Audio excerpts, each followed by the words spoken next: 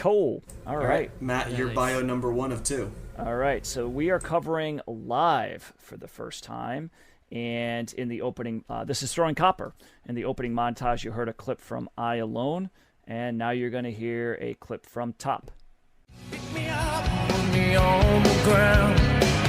Set me up, spin me all around. No, you are not the one. You are not the one. All right, so Live's Throwing Copper comes in at number 113 in the 1990s on Best Ever Albums, number 21 in 1994, number 673 of all time. It is Live's highest rated album on Best Ever Albums.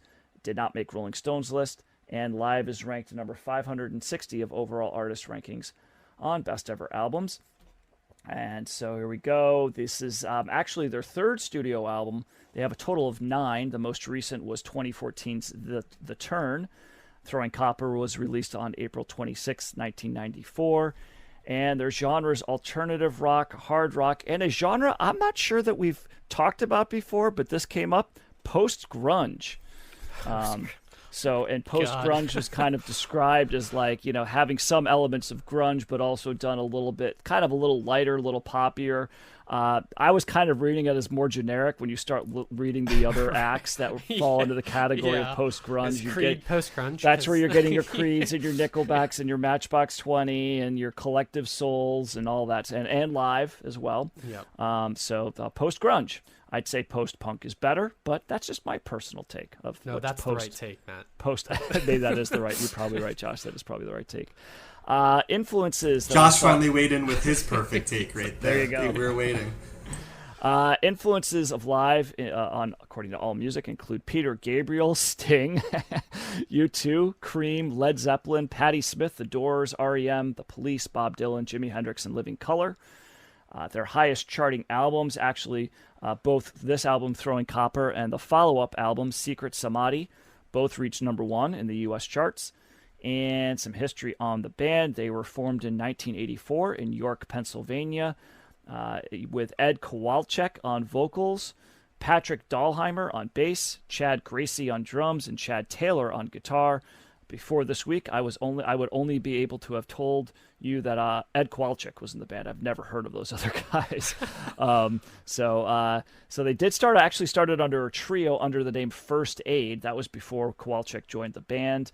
But he joined it later on. They did record some demos, and they had a debut album actually as a different band name. Their first album is under the band name Public Affection. So that's kind of an interesting thing. I don't know if we've covered a band where they said, okay, our official first album is under a different name, and if we have, it hasn't been that many. So yeah, I think we've done it like once at least. I remember some way back. If you're looking for the debut Live album, it's going to be under Public Affection, just in case you're wondering. So they play a bunch of shows. They play in CBGBs in New York, and they eventually signed with Radioactive Records in 1991.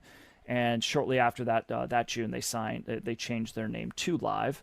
And they recorded an EP with Jerry Harrison of Talking Heads, who actually also produced this record as well. And they released their second album, Mental Jewelry, around that time. And so there's not a whole lot of bio that I read through them, but basically they do that album, and then they go in the studio again with Harrison to do this album.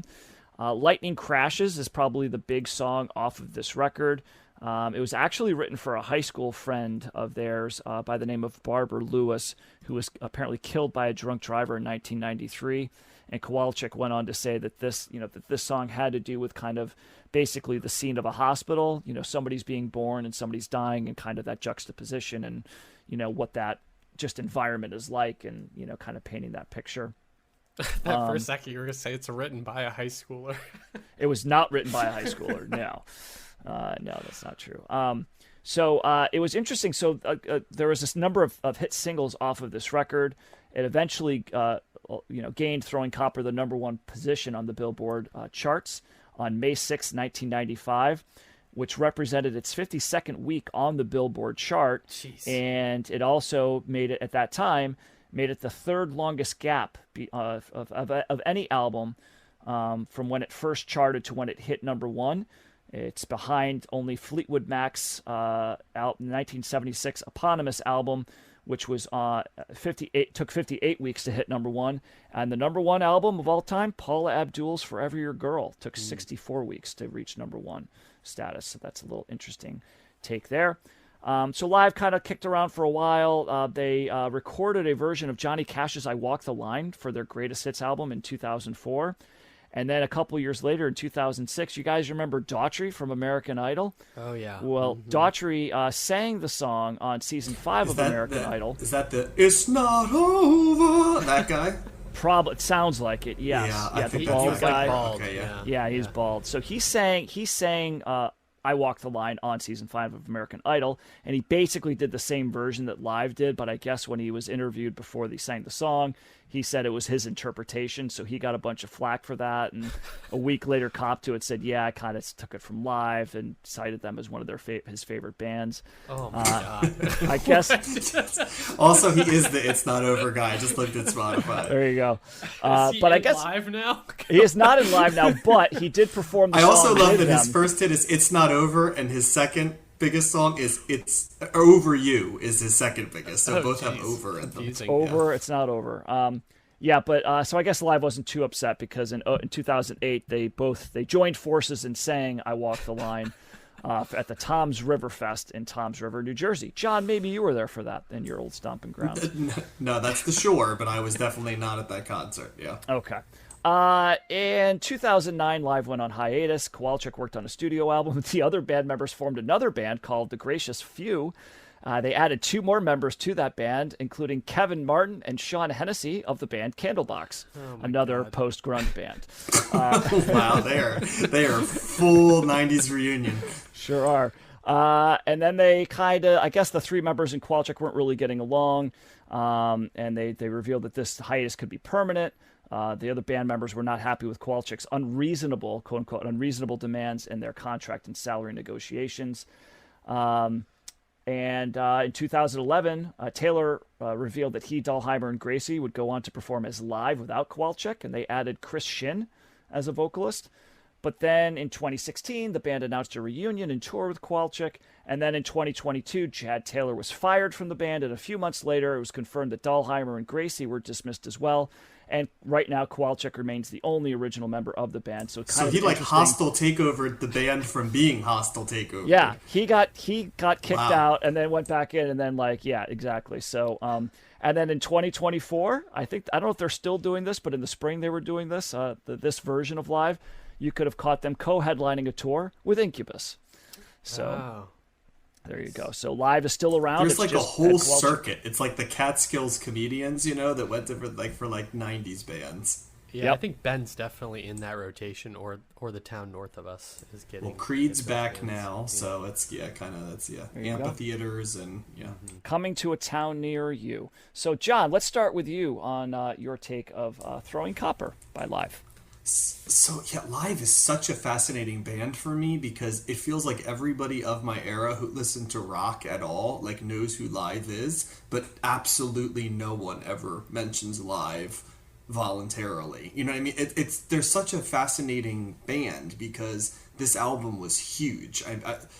What are there, 5 singles off this? Throwing Copper, I Alone, Selling the All Drama, Over You. White Discussion, All Over You. Yeah. All these songs were on the alt rock radio station constantly. Yeah, they were all massive. had videos with them. Yep. Yeah, they really I perceived them as being a big band when they were out, and yet they really don't exist as a big band in this era. And then it got me to thinking there were a lot of bands like this that had probably sold. We talked about one last week, Hootie and the Blowfish, right? But you also had Collective Soul and all these bands that for a 2-year period they were all over the radio, and they legacy still get played on the radio, but they evaporated outside of the consciousness of rock music. And I started thinking some of that was just time moved on to a more aggressive sound, and then they were sort of gone. Some of it was their legacy continued, but it continued as Creed and Nickelback and Vertical Horizon and endless amount of other bands, right? They came in the second wave of this stuff. Stained, and Stained. stuff like that. So there were all these bands like that what's the Days of the New, and there's 1,000 of them, right? So they were there. And then I started thinking to myself, but with that being said, I like this album. And I'm like, is this the most generic rock album that I actually like in the world? Because usually generic rock is not my jam, right, along the way. But there's a lot to like about this. I started thinking, like, why do I like this album more than I like most generic rock? And it's like, what is this? Is it just nostalgia? Is it the fact that it was all around? And I toyed with that, but it wasn't just pure nostalgia, because there's plenty of stuff in this era that I might have liked a little bit more when it came out that I don't like as much now. And there was some stuff that I immediately recognized that I hated when it came out. And I think it really kind of came down to it's really Ed Kowalczyk's voice, and like the choruses are what really set this band apart. This band always felt like vaguely Christian to me, even though they're not. There's like a exactly moral... agree with you, John. I wrote that down. Yeah, there's like, it was kind of like, I know they're not, but like they feel like a Christian rock band. Yes. And a lot of bands that sound like this have it. Like Lightning Crashes in particular sounds like a really, Christian rock type song. And they're just... There's so much on paper about this that doesn't seem like it would be an album I like, but it is. It's an album that's very good, and the guitar is crunchy and rock enough that it hooks me, but it also definitively belongs to the mid-90s, and this is... You can almost argue like Live is the most mid-90s band that ever exists. And totally. If there was ever a band that would be called post-grunge, but in a positive version of that term, like, yes, Live would be post-grunge. But yes, then there'd be thousands of other groups in post-grunge that would just draw like that, Krusty the Clown meme of like, ugh, like of sounds that are there. But I feel like Live beat the flood of bands that just became generic afterwards. They were able to carve out. Yeah. They were, and they were the best version of this type of band. And as a result, they're like the ultimate riddle for me, in that on paper I should not like this band, but as I listened back to this album, I liked it. Now, I will say the first half of this album is considerably better than the second half of this album. Once you get past all those singles, it really falls off. I think White Discussion was a single, but it's by far the worst single on this album of the singles that were there. And by about the last 15 to 20 minutes, this album is like huffing on fumes but the first 35 minutes of this is a really solid album, and you can see why it was so popular. And so I would say thumbs up for this album. I mean, it's not a transformatory album, and it's not an album that reinvented the genre or pushed it forward, but you could do a lot worse than this if you go back to a retroactive look at the 90s. But I don't know if this album could have existed any earlier than it did. It certainly could have existed after it did, and it might have even been considered to be more of like a critically well-regarded album. I think it kind of exists in the middle of like critics didn't hate it but didn't think it was huge either, which kind of is where I fall on it as well. So and it really made me think about like rock music doesn't really exist in the mainstream anymore. So like this in particular seems baffling, because you think of like what rock could break through nowadays, and it would have to be like really strong rock, and like an era when like rock could just be simply good. It just doesn't seem like it could exist anymore. Yeah, I remember hearing. I was so surprised by how many singles were on this, because I agree. I remember hearing All Over You and Lightning Crashes and I Alone a lot on the radio and TV and stuff. And I think Selling the Drama came before all of them, right? That was the first song I remember hearing. Yeah, I remember that one too. I noted. Yep.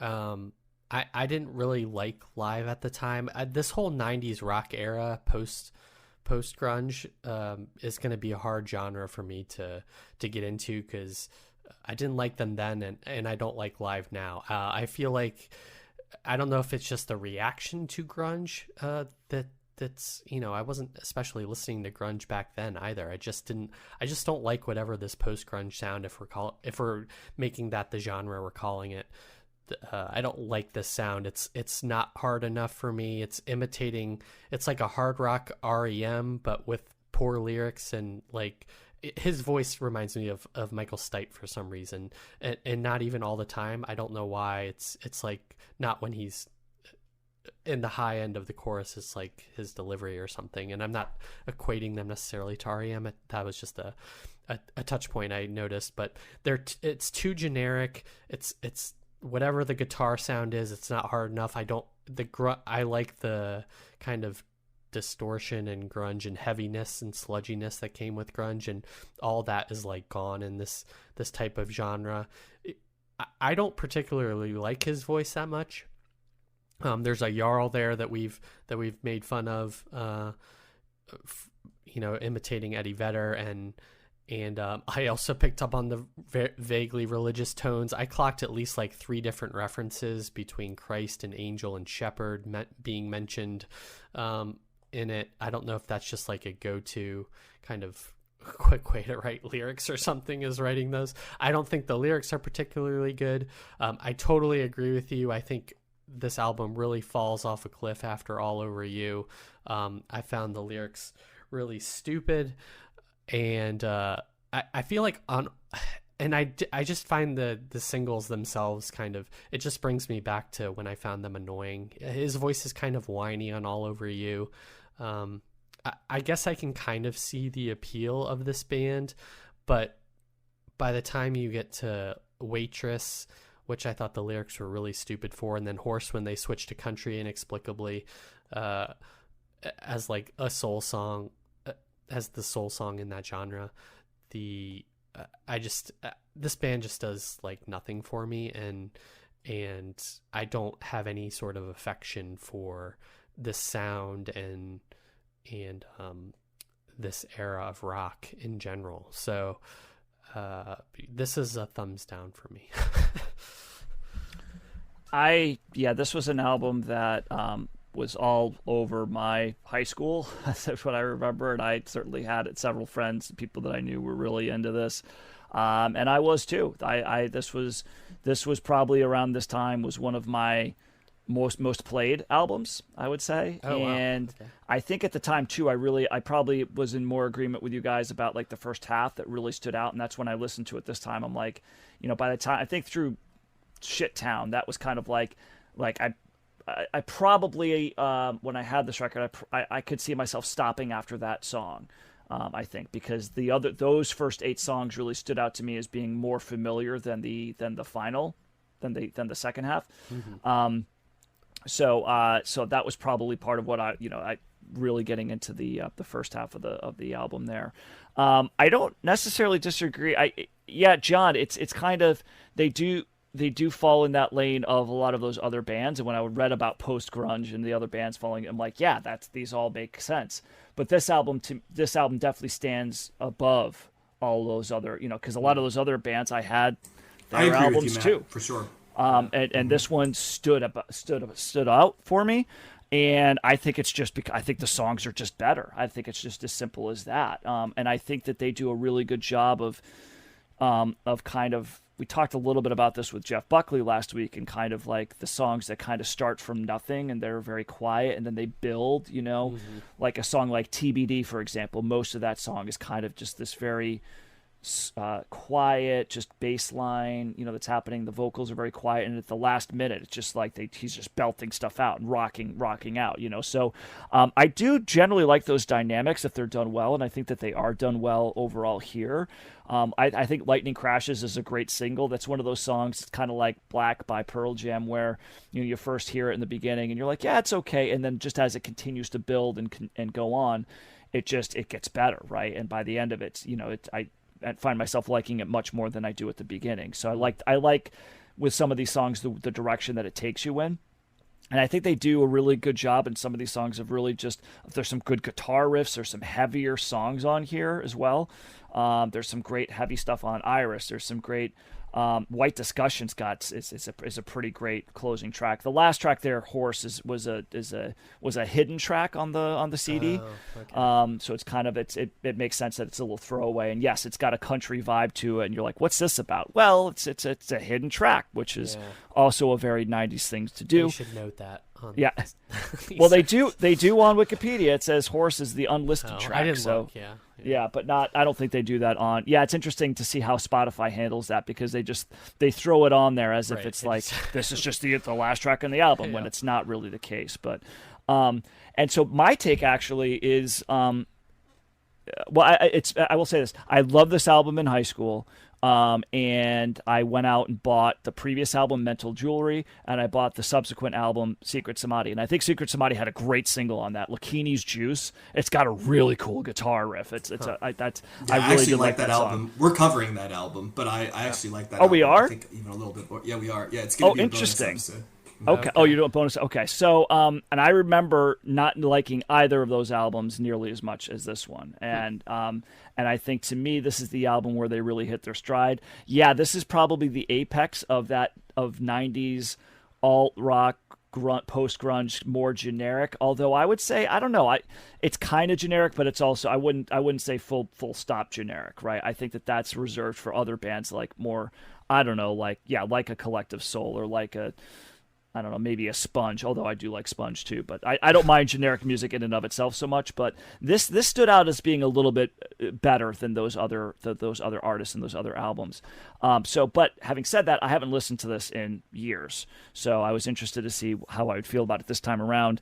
And my takeaway this time is I really like the second half of the album, right? I'm not saying it's better than the first half, but I did know those songs, and I remember not liking them as much. But when I listened to it this time around, it made more sense to me, right? And I thought a song like TBD and Stage, right? I get faster paced song and Stage.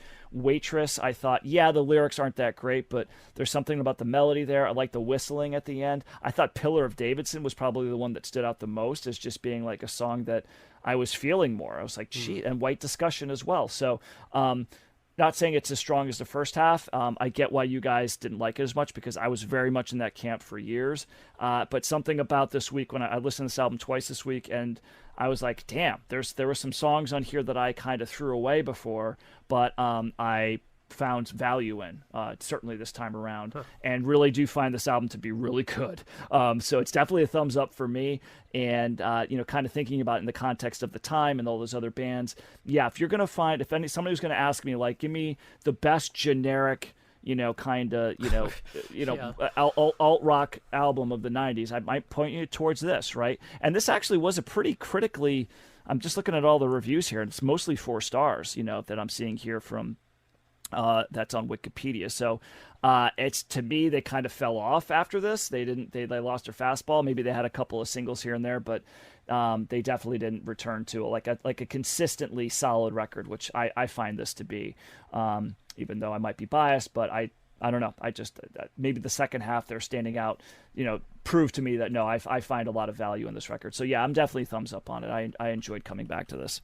My final note is that I don't like a band that you don't know how to pronounce their name. So if it's Live or Live, like I don't like that type of is it homophone? I think it's that is an odd way to judge a band by, Josh. No, that's not the only criteria, but I just find it annoying. Like you couldn't. I just don't think Live is a good name for a band. Like I would agree with that. It's not a good name for a band. Like, I can co-sign that. I think it's a weird.